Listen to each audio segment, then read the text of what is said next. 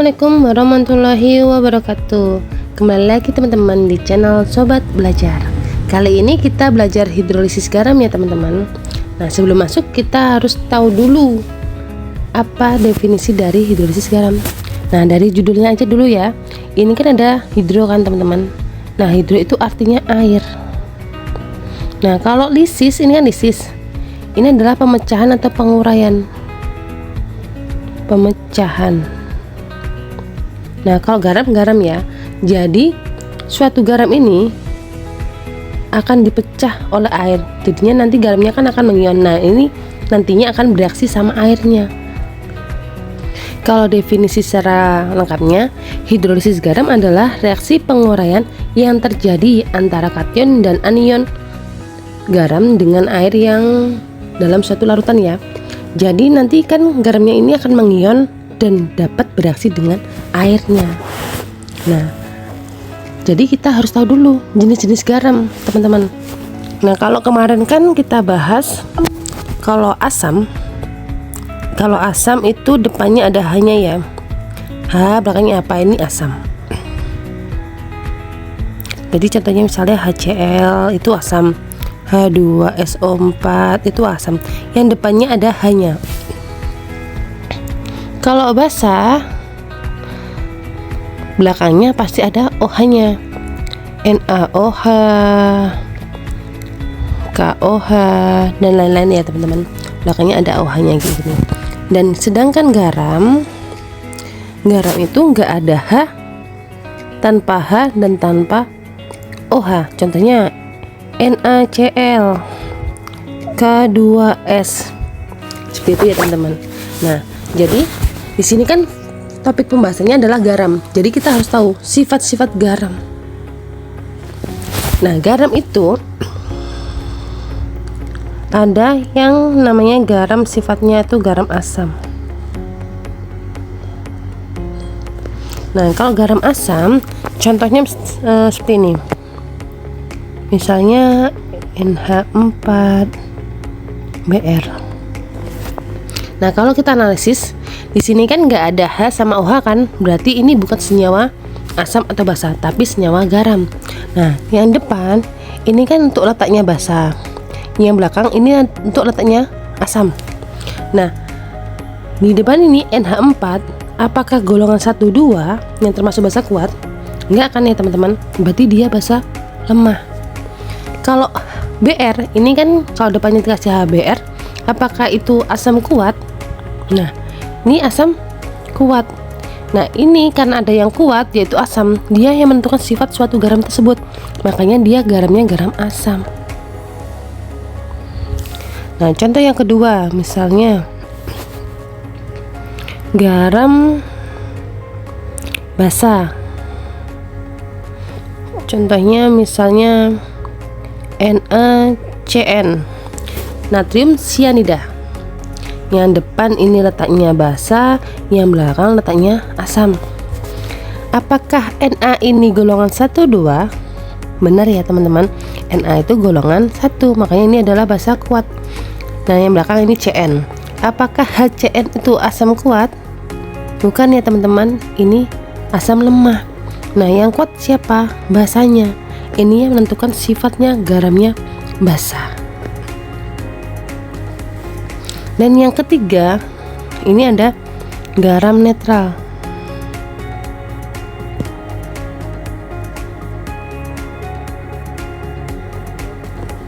Contohnya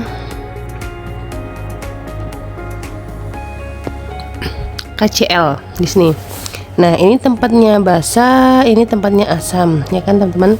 Nah, K ini golongan 1, 2 kah? Iya kan, golongan 1 ya ini. Berarti basa kuat. Apakah HCl ini asam kuat? Oke, benar, ini asam kuat. Kalau dia terdiri basanya juga kuat, asamnya juga kuat, ini garam netral. pH-nya pasti 7. Nah, gimana sih sebenarnya proses hidrolisis garam tersebut? Nah, contohnya misalnya ini kakak punya NaCN ya teman-teman.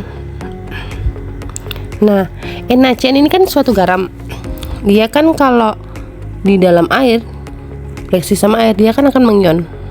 Jadi Na plus dan Cn min ya. Nah, Na plus ini kan masing-masing akan bereaksi sama air. Jadi Na plusnya ini bereaksi sama air. Nah, Na plus kalau dilihat ini kan basa, dari kation basa ya, dan dia golongan 1, jadi basa kuat. Kalau basa kuat, dia akan terionisasi sempurna, sehingga dia akan lemah dan dia nggak bisa bereaksi sama air. Nah, kemudian kalau Cn- ditambah H2O. Nah, Cn ini kan dari anion asam, dan dia kalau jadinya kan HCN ya. Kalau HCN kan itu asam lemah. Nah, kalau lemah dia masih bisa bereaksi sama air. Dan H2O kalau diionkan jadinya kan H plus sama OH- ya. Nah, Cn- kan punya muatan negatif ini. Dia akan bisa bereaksi sama yang muatan positif dan membentuk HCN, dan tersisa nih OH-. Nah, sehingga makanya kalau terbentuk garamnya ini adalah garam basa, ini kan garam basa tadi, makanya perhitungannya pakai OH-, sehingga rumusnya itu adalah OH-, kan biasanya kalau OH- itu pakainya Kb ya teman-teman. Nah, akar KW kalau bisa jadi Kb berarti KW per Ka. Kenapa? Karena Ka kalau dikali Kb itu sama dengan KW, sehingga kalau mencari Kb kan KW dibagi sama Ka, ya kan? Nah, ini dikalikan konsentrasi garam atau molaritas garam dikalikan valensi. Valensi dilihatnya dari mana? Dari yang lemah. Di sini yang lemah siapa? Yang lemah kan Cn-nya. Nah, Cn-nya kan jumlahnya 1, nggak ada angkanya berarti 1 ya. Berarti di sini valensinya 1, teman-teman. Oke, ini untuk rumus jika dia garam basa. Nah, jika yang kedua kalau NH4 SO4, salah ya ini, NH4 2 kali SO4. Nah, ini kalau bereaksi sama air dia akan terion dulu ya, jadi 2 NH4 terus dulu. Nah, ini SO4 ya. Nah, untuk mengetahui muatannya tinggal tukar-tukaran. Ini jadi muatannya SO4 dan ini kan jumlahnya 1. Ini jadi muatannya NH4. Ingat, yang depan tuh positif, yang belakang itu negatif. Jadi muatannya NH4 itu plus 1 karena jumlahnya SO4 itu 1, dan SO4 mengikuti jumlahnya NH4 nya, berarti 2 teman-teman. Nah, gini. Nah, ini akan bereaksi sama air. NH4 plus bereaksi sama air. Nah, karena ini adalah basa lemah sehingga bisa bereaksi sama air. Ini mengion dulu ya, H plus sama OH-. Nah, ini muatannya positif teman-teman. Nah, ini muatannya negatif, sehingga akan dapat bereaksi karena positif sama negatif bisa bereaksi. Tapi kalau positif sama positif akan tolak menolak menjadi NH4 OH. Kenapa kok NH4 dulu? Kalau jadi senyawa yang depan harus kation, yang muatan positif, baru yang belakang negatif, ditambah yang nggak bisa bereaksi nih H plus. Makanya di rumusnya ini kan garam asam ya, sehingga di rumusnya itu pasti pakai H plus. H plus kan gandengannya sama Ka ya, makanya ini jadi KW per KW kali konsentrasi garam kalikan valensi. Nah, valensi dilihatnya dari yang lemah. Yang lemah kan yang ini NH4 dan dia punya 2, makanya valensinya di sini 2 teman-teman. Oke, paham? Nah, jika contohnya lagi adalah KCl. Nah, ini mengionkan teman-teman, jadi K plus dan Cl min. Nah, K plus ini bereaksi sama air. Nah, ini K plus kan kationnya basa. Nah, dia kan golongan 1, otomatis dia basa kuat. Kalau basa kuat, dia nggak akan bisa bereaksi sama air karena dia terionisasi sempurna. Nah, kemudian Cl min ditambah H2O. Nah, di sini kan Cl min itu dari anionnya asam, dari asam HCl. Dan asam HCl kan dia asam kuat ya teman-teman. Nah, karena asam kuat dia terionisasi sempurna sehingga dia tidak bisa bereaksi sama air karena dia sangat lemah. Sehingga kalau ini kan gak ada yang bisa bereaksi sama air, otomatis ini pH-nya langsung 7. Dia netral teman-teman. Makanya kalau terdiri dari basa kuat dan asam kuat, ini termasuk garam netral.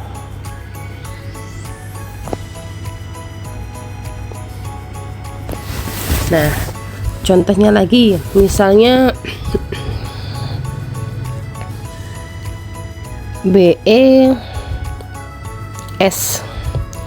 Nah, ini diionkan jadi Be2+ ditambah S2-. Loh, ini kan gak ada angkanya, kenapa kok jadi 2+ sama 2-? Nah, ingat teman-teman, kalau Be itu golongan 2, sehingga pasti dia akan melepas 2 elektron, dan S ini golongan 6 sehingga akan menangkap 2 elektron. Ini contohnya kayak yang di ikatan kimia ya, Cu2O2 ini boleh diringkas teman-teman, 2-nya dihilangkan sehingga menjadi CuO kalau indeksnya sama-sama 2. Makanya di sini dua-duanya seharusnya kan Be2 S2 kan. Nah, ini boleh diringkas jadinya BeS. Nah, lanjut ya di sini. Ini Be2+ bereaksi sama air. Di sini kita amatin dulu. Be2+ ini kan dari kation basa ya. Nah, ini kan golongan 2, tapi dia tidak termasuk basa kuat. Jadinya kan basa lemah. Nah, kalau basa lemah berarti kan bisa bereaksi sama air. Nah, airnya ini terion jadi H+ sama OH- ya. Nah, Be2+ kan ini muatannya positif, dia pasti akan bereaksi sama yang muatannya negatif dari OH-. Nah, ini sehingga akan membentuk BeOH 2 kali ditambah H+. Kenapa kok H+? Ini kan nggak bereaksi, yang bereaksi ini sama ini, tetap ditulis ya. Nah, kemudian S2- ditambah sama H2O. Nah, kita analisis lagi. H2S apakah asam kuat? Enggak ya, ini asam lemah sehingga bisa bereaksi sama air. Ini H+, ini OH-. Nah, ini muatannya S-nya min, berarti berikatan sama plus. Jadi membentuk H2S ditambah yang sisa ini OH-. Nah, karena terbentuk H+ sama OH-, akhirnya dia nggak akan menggunakan konsentrasi lagi teman-teman, sehingga dia menggunakan tergantung Ka sama Kb-nya, sehingga rumusnya seperti ini: akar Kw per Kb kalikan Ka. Nah, ini yang dinamakan hidrolisis total. Di sini terbagi jadi 3 teman-teman. Yang pertama ini adalah hidrolisis garam total. Jadi hidrolisisnya secara total ya. Nah, ini dari garam yang terbentuk dari asam lemah dan basa lemah. Contohnya itu adalah misalnya NH4CN. Nah, kita analisis. Di sini tempatnya basa, di sini tempatnya asam. Nah, NH4 apakah masuk golongan 1 2? Enggak ya, jadi basa lemah. HCN ini CN, apakah masuk asam kuat? Bukan ya, ini asam lemah. Kalau dari lemah sama lemah semuanya bisa bereaksi sama air, sehingga dia garam, hidrolisis garam total, bisa bereaksi sama air. Nah, sehingga dia nggak akan membutuhkan konsentrasi lagi. Rumusnya cuma ini, akar KW per KB kalikan KA. Nah, yang kedua, hidrolisis garam sebagian. Nah, ini ada dua. Terbentuknya garam kan ada dua ini. Bisa garam asam, ini dari basa lemah dan asam kuat, dan ini garam basa yang terbentuknya dari basa kuat sama asam lemah, ya kan teman-teman. Nah, kita analisis, kasih contoh ya. Contohnya misalnya ini NH4 2 kali SO4 ya, gini ya. Kita analisis. Depan tempatnya basa, belakang tempatnya asam. Nah, NH4 golongan 1 2? Enggak kan? Ini golongan bukan golongan, ini anion kation poliatomik, sehingga ini jadinya basa lemah. Nah, SO4 ini kan dari H2SO4. Nah, ini kan masuk asam kuat, jadi kan ini asam kuat. Nah, sehingga garamnya garam asam. Karena garam asam kan biasanya pakai H+. Makanya rumusnya adalah H+. Akar H+ kan biasanya sama Ka, sehingga KW per KB biar jadi Ka. Kalikan konsentrasi garam kalikan valensi. Nah, yang kedua contohnya misalnya NaCN. Kita analisis.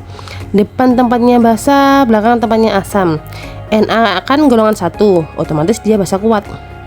CN atau HCN itu kan bukan masuk asam kuat, jadi ini asam lemah. Nah, karena yang kuat adalah basa, sehingga jadi garamnya bersifat basa. Sehingga kalau basa biasanya kan OH- ya. Nah, OH- kan biasanya sama KB kan, jadi KW per Ka biar jadi KB. Kalikan konsentrasi garam kalikan valensi. Nah, yang ketiga itu adalah tidak terhidrolisis. Ini dari asam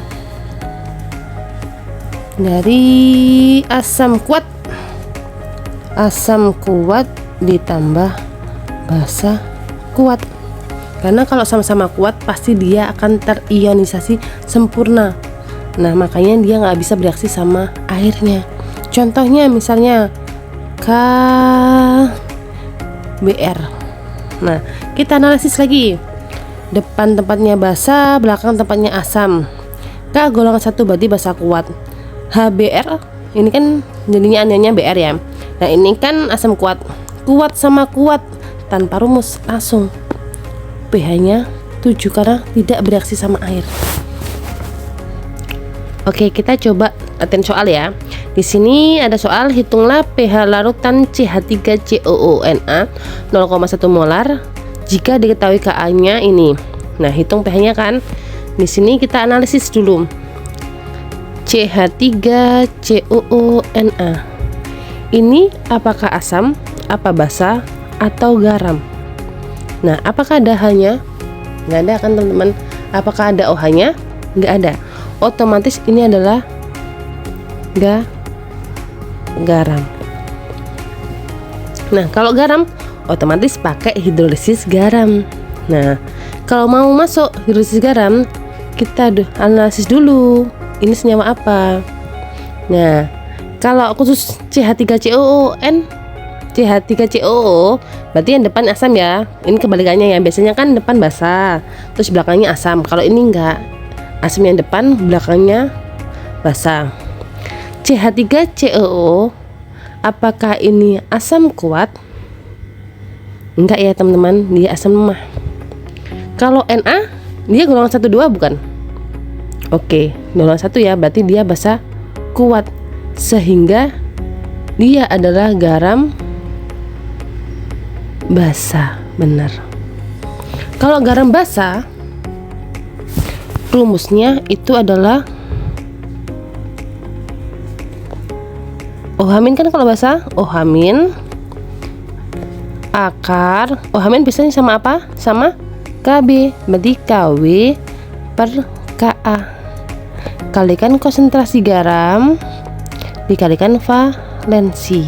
Nah, kita masukin angka-angkanya. Nah, di sini kalau Kw udah ketetapan ya teman-teman. Kw itu pasti 10 min 14. Berarti ini 10 min 14. Ka-nya udah diketahui, ini 10 min 5.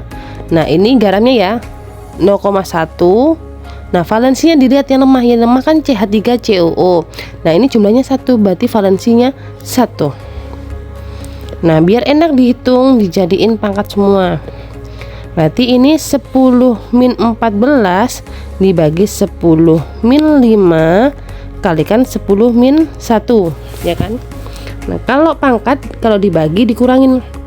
Berarti min 14 dikurangin min 5.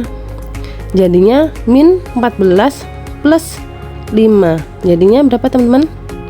Min 9 ya kan? Nah, min 9 dikali sama ini. Ditambah berarti min 1 ya. Jadi kan min 10. Sehingga ini jadi akar 10 min 10. Nah, kalau di akar berarti dibagi 2 pangkatnya, berarti 10 min 5. Jadi OH-nya 10 min 5. Ini masih OH- ya teman-teman. Nah, kalau OH- nggak bisa langsung pH, cari dulu pOH-nya dengan rumus min log konsentrasi OH-. Dimasukin angkanya, OH-nya berapa? Min log OH-nya 10 min 5. Jadi pOH-nya sesuai dengan pangkat, berarti 5. Nah, kalau udah dapat pOH baru bisa ke pH. Ingat, pH ditambah pOH sama dengan 14. Berarti kalau cari pH 14 dikurangin pOH. Jadi 14 dikurangin 5. Jadinya 9. Nah, pH-nya 9. Nah, ini ada contoh soal nomor 2. Sebanyak 10 mili larutan H2CO3 0,05 molar dicampur dengan 10 mili larutan NaOH 0,1 molar. Jika diketahui Ka-nya ini, pH-nya berapa? Nah, ini beda ya sama yang tadi. Kalau yang tadi kan udah langsung diketahui garam. Kalau ini kan terbentuknya ada 2 senyawa. Nah, ini kita analisis dulu senyawanya apa. Depannya H. Kalau depannya H itu adalah asam ya kan teman-teman. Oke. Kemudian senyawa yang 2 ini ada OH belakangnya, berarti ini senyawa basa ya kan. Oke. Kalau kayak gini ada senyawa asam sama basa, kita harus reaksikan dulu. Jadi direaksikan H2CO3 ditambah dengan NaOH menjadi, nah kalau bingung untuk reaksiin dipecah dulu teman-teman. Ini jadi 2H+. Nah, CO3 berapa min? Dari ini muatannya dari jumlahnya H, berarti 2 min. Nah, kemudian Na ini kan OH- pasti ya. Berarti Na-nya itu plus 1. Harus pas ya. Plus 1 sama min 1 jadinya 0. Ini 2 plus berarti plus 2 ditambah min 2 jadinya 0, makanya ini gak ada muatannya. Nah kemudian ini OH- sama H+ digabung jadi H2O. Tinggal di sini ada Na+ yang depan positif ya, sama CO3 2-, tinggal tukar-tukaran. Ini jadi jumlahnya Na, ini jadi jumlahnya CO3. Jadi senyawanya Na jumlahnya 2 ya, CO3 1. Nah baru di sini masuk mula-mula bereaksi sisa. Nah yang masuk di mula-mula bereaksi sama sisa harus molnya. Nah di sini diketahui volume sama molaritas ya. Ini miliknya H2CO3. Nah ini dikalikan M kali V, nanti jadinya mol. Berarti berapa teman-teman? 10 dikalikan 0,05 jadinya 0,5. Ini 0,5 milimol. Nah yang kedua ini dikalikan juga jadinya 1 ya, 1 milimol. Nah sebelum masuk ke bereaksi kita harus setarain dulu, pastikan ini udah setara teman-teman reaksinya. Kita lihat di sini H sama O, ingat ya, H sama O harus skip dulu. Kita lihat selainnya H sama O, ini kan ada yang mirip CO3, ini ada CO3. Nah di sini kalau ada angkanya berarti jumlahnya 1, kalau nggak ada angkanya berarti jumlahnya 1, udah setara. Terus lihat lagi yang lainnya H sama O, ini ada Na. Di sini Na-nya 1 kan nggak ada angkanya. Nah di sini angkanya 2, berarti ini dikalikan 2. Nah kemudian di sini hanya ada 2 ditambah 2 ini kan. Nah sehingga kan 4, ini cuma ada 2, berarti ini perlu kalikan 2. Oke. Nah habis itu kita baru bisa masuk ke bereaksi, mana yang habis mana yang sisa. Kita cek 1 dibagi 2 0,5 ya teman-teman. Nah 0,5 bagi 1 tetap 0,5. Kalau sama berarti pas, ini semuanya pengalinya 0,5. Dari sini koefisiennya kan 1, ini 1, ini 2, berarti 1 kalikan 0,5 jadi 0,5 ya, 0,5 milimol. 2 kalikan 0,5 jadinya 1 milimol. Kemudian ini kan produk belum ada ya. Nah 1 kali 0,5 berarti 0,5 milimol. 2 kali 5 berarti 1 milimol. Nah kalau reaktan ini dikurangin, kalau produk dijumlahkan, awalnya belum ada ya, ini habis, ini tinggal 0,5 milimol, ini tinggal 1 milimol. Nah ini menyisakan garam sama air, kita fokus ke garamnya. Berarti ini adalah hidrolisis garam, karena yang tersisa hanya garam. Kemudian kalau mau tahu rumusnya, kita analisis dulu senyawanya. Ini ada Na2CO3, di depan tempatnya basa, di belakang tempatnya asam. Na apakah golongan 1 2? Iya, golongan 1 ya, berarti basa kuat. CO3 masuk asam kuat atau enggak? Enggak, dia asam lemah. Sehingga ini adalah garam basa, karena basa kuat ya. Nah kalau garam basa berarti rumusnya pakai mana? Pakai yang ini ya. Nah ini yang tadi garam basa tuh, sip. Ini jadi OH- Kw per Ka kalikan konsentrasi garam kalikan valensi ya. Kita tulis rumusnya tadi, OH- sama dengan, karena OH- itu gandengannya sama Kb, berarti Kw per Ka, biar jadi Kb kalikan konsentrasi garam kalikan valensi. Oke kita masuk angkanya. Kalau KW pasti 10 min 14. Terus KA nya udah diketahui ya, ini 5 kali 10 min 7, 5 kali 10 min 7 dikali konsentrasi garam. Nah ingat, ini masih milimol, jadiin konsentrasi dulu. Berarti konsentrasi garam itu sama kayak molaritas ya, berarti mol dibagi volume total. Jadi 0,5 milimol dibagi sama ini volumenya tadi 10 ditambah 10 berarti 20 mili.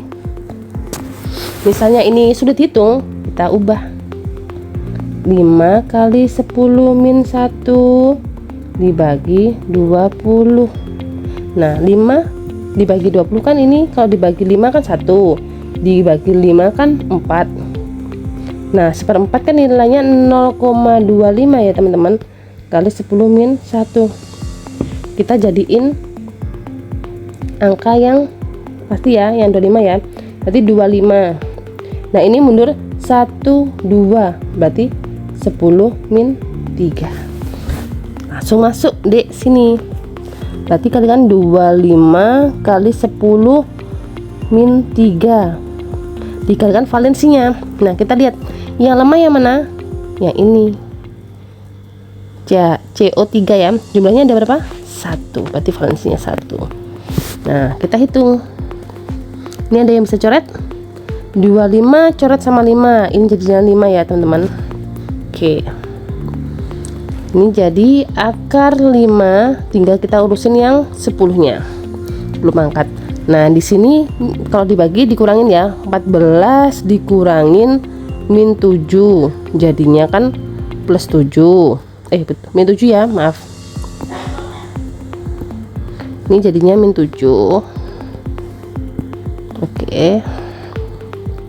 Nah min 7 ditambah min 3 kan dikali sama ini, jadinya min 10, berarti ini kali 10 min 10. Nah kalau di akar berarti nih akar 5 dikali, berarti ini bagi 2 ya, 10 min 5 ya. Nah ini masih OH min. Nah jadi kalau OH min kita bisa carinya ke POH dulu.